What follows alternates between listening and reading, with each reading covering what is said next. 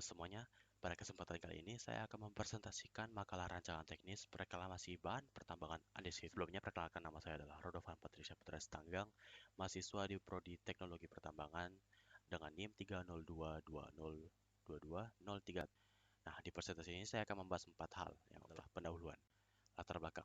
Pertambangan di Indonesia memiliki laju pertumbuhan yang cukup tinggi disebabkan oleh daya mineral yang sangat melimpah. Nah, proses pertambangan terdapat proses reklamasi, yang mana proses tersebut adalah dilakukan untuk mengembalikan lahan fungsi lahan yang sebelumnya telah dieksploitasi. Kemudian di Desa Bapangsari, Kecamatan Bagelan, Kabupaten Purworejo, Provinsi Jawa Tengah, terdapat wilayah penambangan sumber daya alam andesit. Nah, dalam proses pertambangannya dapat mengakibatkan dampak lingkungan yang dapat merusak kerusakan lahan. Yang pertama adalah mengakibatkan salah satu runtuhnya batuan di dinding terjal bekas galian. Rumusan masalah, ruang lingkup kajian, dan tujuan penulisan. Rumusan masalah, bagaimana evaluasi kesusahan lahan untuk peruntukan pertanian lahan kering, untuk vegetasi senggon dan ketela pohon, pada lahan bekas pertambangan andesit di daerah penelitian.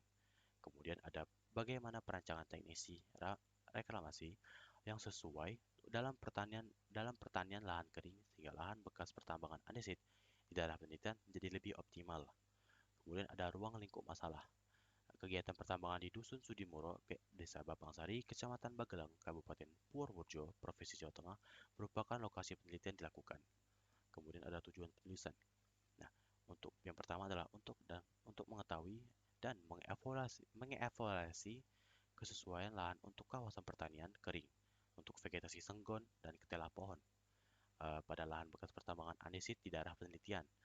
Yang kedua, untuk menentukan rencana teknis reklamasi yang sesuai untuk pertanian lahan kering sehingga lahan bekas pertambangan andesit di daerah tersebut menjadi lebih optimal.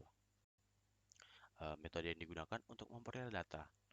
Nah, dalam penelitian ini digunakanlah 4 metode. Yang pertama, metode survei dan pemetaan, sampling tanah dengan metode proportive sampling, kemudian adalah analisis laboratorium, dan yang terakhir adalah metode weight factor matching.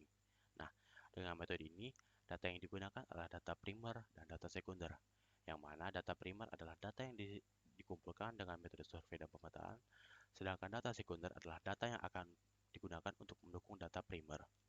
Deskripsi masalah. Nah, di desa Bapangsari, Kecamatan Bagelang, Kabupaten Purworejo, Jawa Tengah ini sangat banyak sangat laju pembangunan yang sangat tinggi. Pertambangan menyebabkan kerusakan lahan dan mengakibatkan beberapa bencana, salah satunya runtuh batuan pada dinding terjal bekas galian dikarenakan kegiatan eksploitasi. Oleh karena itu, lahan bekas pertambangan harus segera dilakukan upaya reklamasi untuk mengembalikan fungsi lahan tersebut. Nah, penelitian ini bertujuan untuk mengetahui dan mengevaluasi kesesuaian lahan untuk tanaman, senggon, dan ketela pohon pada lahan bekas pertambangan. Nah, rekayasa yang dilakukan untuk perbaikan lahan adalah rekayasa teknik dengan cara pembuatan jenjang dengan tinggi 8 meter, teras jenjang 8 meter, kemiringan 45 derajat, kemiringan jenjang 60 derajat, dan backstop 3 derajat. Nah, juga ada pembuatan saluran penyaliran air di setiap teras dan setiap jenjang dan juga di lantai dasar. Kemudian adalah pengembalian tanah pucuk dengan metode sistem pot dan sistem guludan, dikarenakan terbatasnya tanah pucuk di lokasi penelitian ini. Kemudian ada selain rekayasa teknik, terdapat juga rekayasa vegetatif dengan cara penanaman senggon dengan sistem pot dan ketela pohon dengan sistem guludan. Pembahasan masalah. Nah, rekayasa teknik berdasarkan evaluasi kesesuaian lahan dilakukan dengan upaya reklamasi dan pengolahan lahan.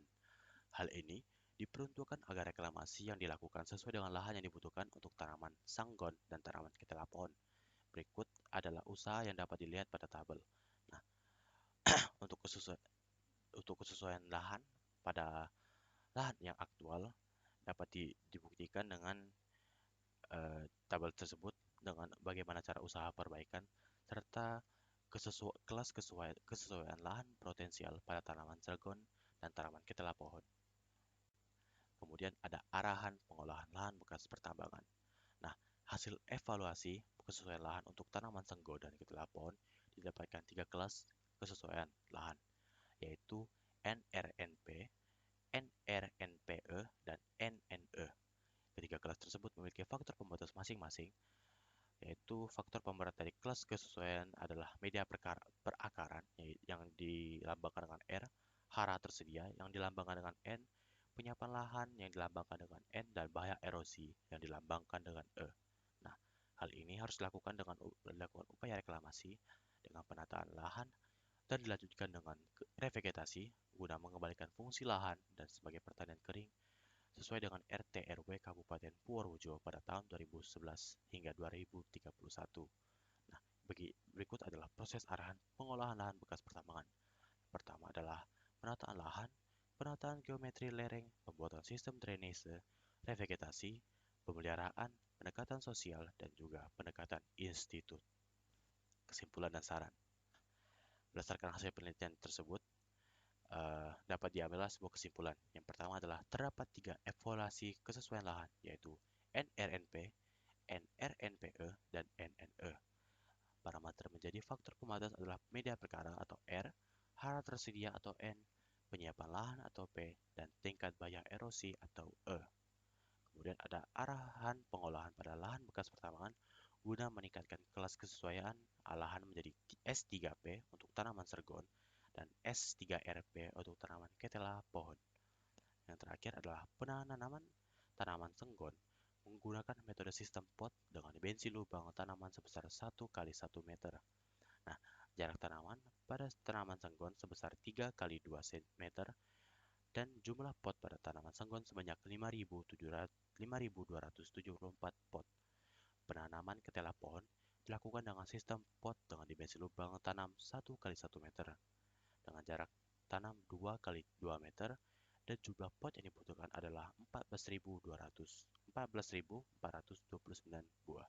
Nah, saran yang dapat disampaikan dari hasil penelitian ini adalah yang pertama, sebaiknya dalam kegiatan pertambangan, tanah zona perakaran tidak ikut sebagai komoditas yang dijual, karena tanah zona perakaran dapat digunakan kembali untuk kegiatan reklamasi.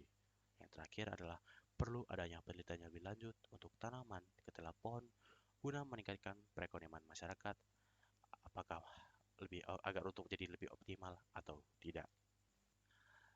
Yap, sekian presentasi yang bisa saya berikan. Saya sangat paham betul bahwa presentasi ini tidaklah sempurna dengan masih banyak kesalahan dari mulai penyampaian hingga data presentasi saya.